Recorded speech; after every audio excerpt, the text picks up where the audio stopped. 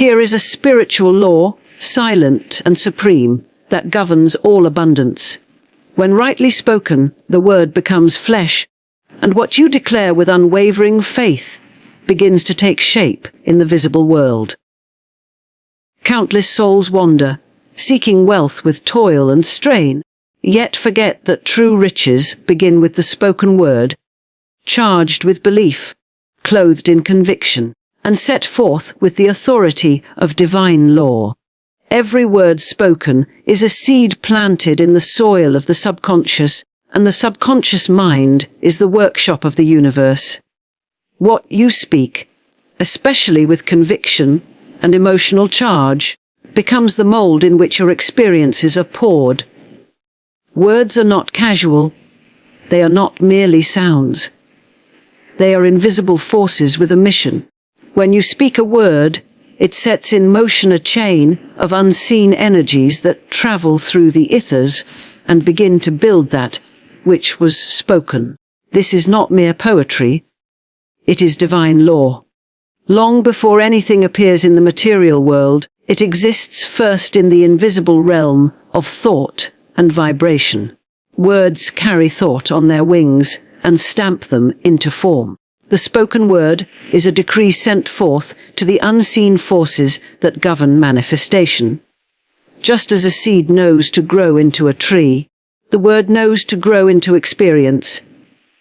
But it is not enough to say a thing mindlessly. The word must be alive. It must be clothed in feeling, spoken with certainty, and backed by the knowing that it is already done. When a person speaks words of fear, worry, or doubt, they are unknowingly ordering their own delays and hardships. I can't afford that. Money never comes to me. Everything is always going wrong. These are not innocent statements. They are declarations of lack, and the law does not discriminate. It simply obeys. The law is exact, impersonal, and unfailing. Whatever you impress upon it, it will express in your reality. Likewise, when one begins to speak words of abundance, of success, of divine flow, the same law begins to work in their favor. Everything I touch turns to gold. I am divinely guided in all financial decisions. Wealth flows to me in avalanches of abundance. These statements are not wishful thinking. They are commands, creative forces sent to organize the material world to match the vibrational tone of the word spoken. It is not the effort that creates, it is the alignment with the law through the word. Many have prayed in silence, worked tirelessly, and wondered why prosperity evades them. The answer lies not in effort alone, but in the tone and direction of their spoken words. You cannot speak defeat and expect victory. You cannot talk about being broke and expect abundance to appear. The vibration of the word must match the outcome you desire. The moment your words align with the frequency of wealth, the channels open. The river begins to flow. There is power in the tongue, because the tongue is the gatekeeper of form. What passes through it is sent into the universe as law. The subconscious hears everything. It does not argue, question, or evaluate. It receives the word as truth, and works day and night to bring it forth. The more emotion charged into the word, the deeper the impression, and the faster the manifestation. This is why idle talk is dangerous. This is why sarcastic remarks about lack or jokes about misfortune must be avoided. They carry energy, and energy obeys spiritual law. To change your world, begin by changing your words. Speak only what you wish to see. Remove complaint, criticism, and fear-based language from your vocabulary. Replace them with declarations of strength, abundance, and divine alignment. Let your words be filled with faith, and they will be the bridge between the invisible and the visible. All creation begins with the word. First the word, then the form. This is the law of the Spirit, and the law never fails. Prosperity does not begin in the outer world. It begins in the silent spaces of the soul, in the quiet confidence of a mind aligned with truth. When one speaks of abundance, not as a far-off dream, but as a present and undeniable reality, they begin to magnetize wealth with the power of fearless affirmation. It is not the repetition of words alone that changes circumstances, but the energy behind those words, the deep-rooted belief that what is spoken must come to pass. The fearless word is the key that unlocks the storehouses of divine supply. Many speak words of hope, but they carry within them doubt. I hope I get money. I wish things would turn around. Maybe this will work out.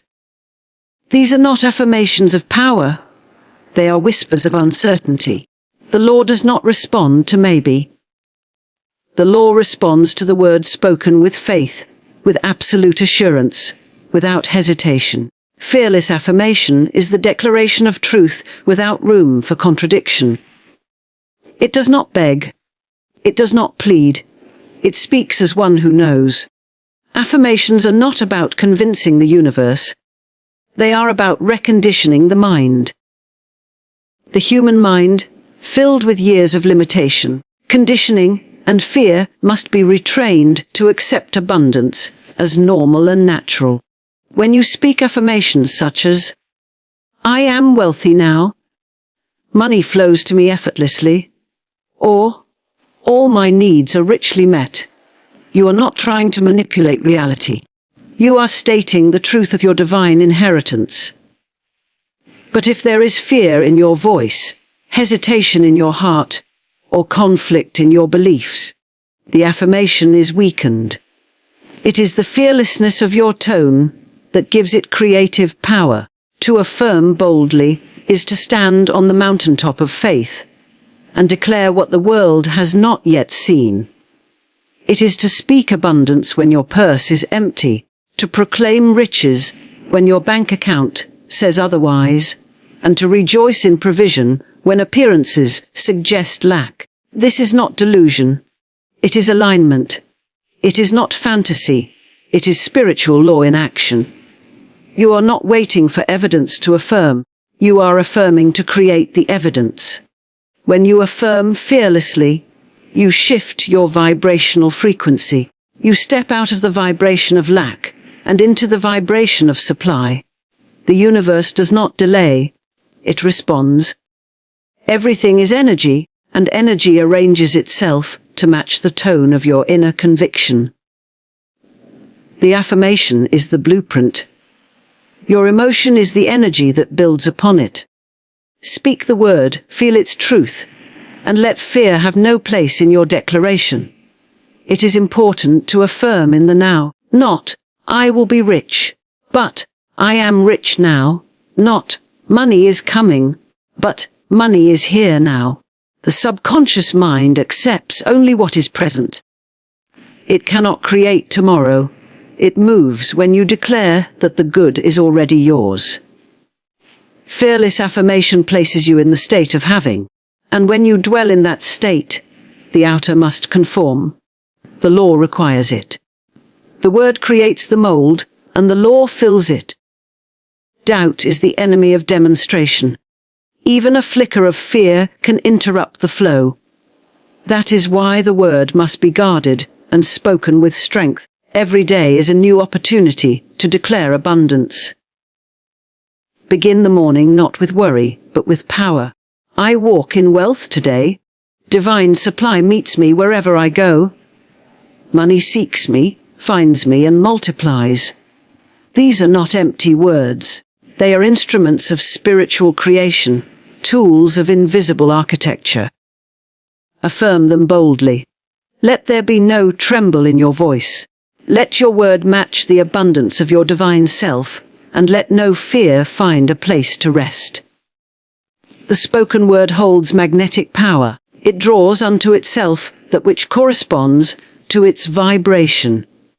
When you speak abundance with clarity and confidence, you set in motion the invisible wheels of supply. The law of attraction, which governs all creation, is impersonal and unfailing. It does not ask what you meant to say, it responds to what you actually say. Words are more than sound, they are energy. And energy, once released with intention, begins to attract that which mirrors its frequency. When you say, "I am prosperous," or "Wealth flows to me easily and continually," you are not simply making statements.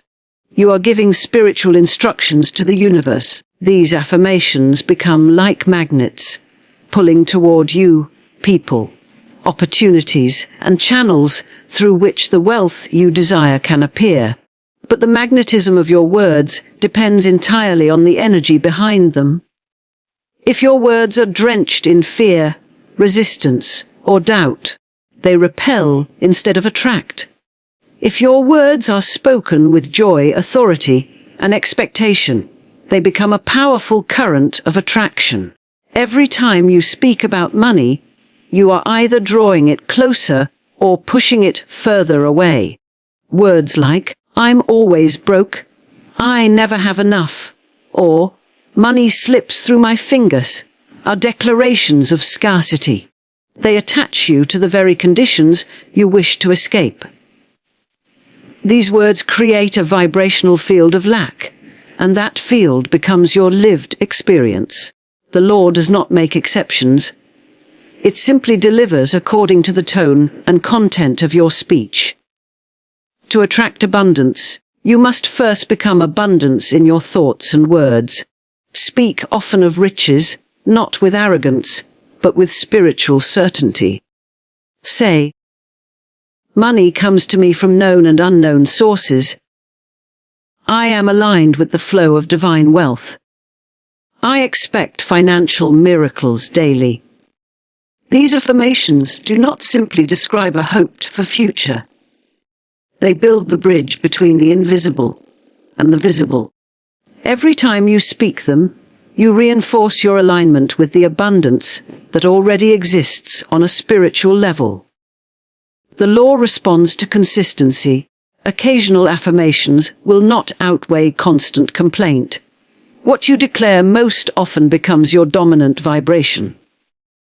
Therefore, abundance must become your language, your default tone, your constant declaration.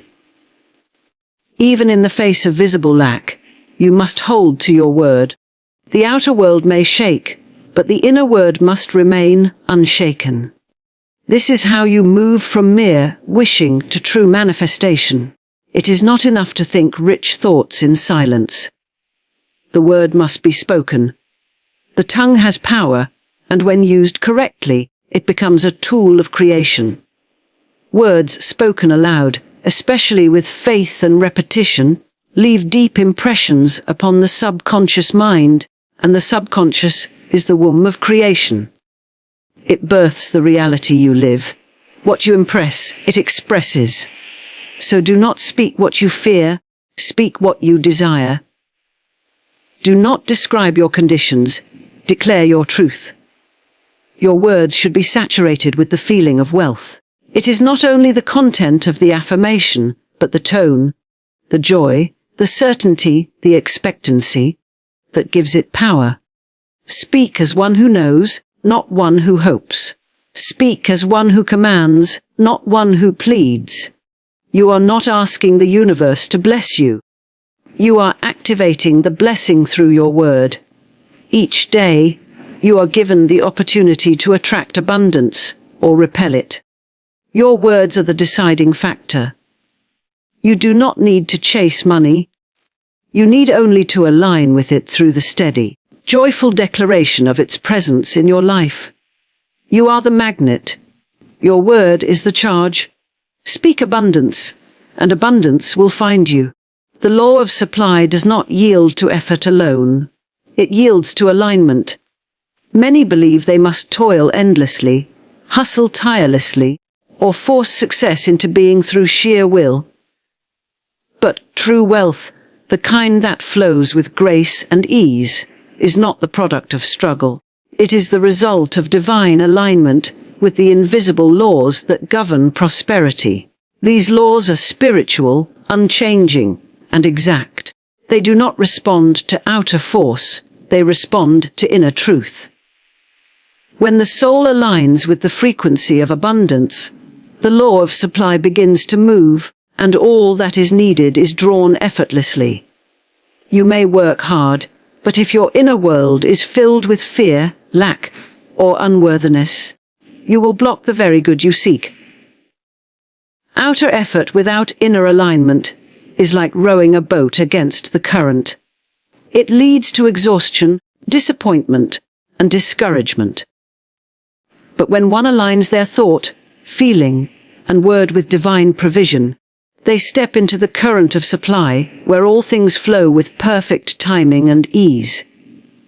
This is not passivity, it is mastery. This is not idleness, it is power rightly used. To align with the law of supply is to understand that abundance is already present in the spiritual realm. It is not something to be earned, it is something to be accepted. The universe is infinitely rich, and there is no shortage in divine mind. If one is not experiencing wealth, it is not because it does not exist. It is because they have not yet become a clear channel for its expression. The mind must be cleansed of doubt, fear, and limitation. The words must reflect confidence, trust, and certainty.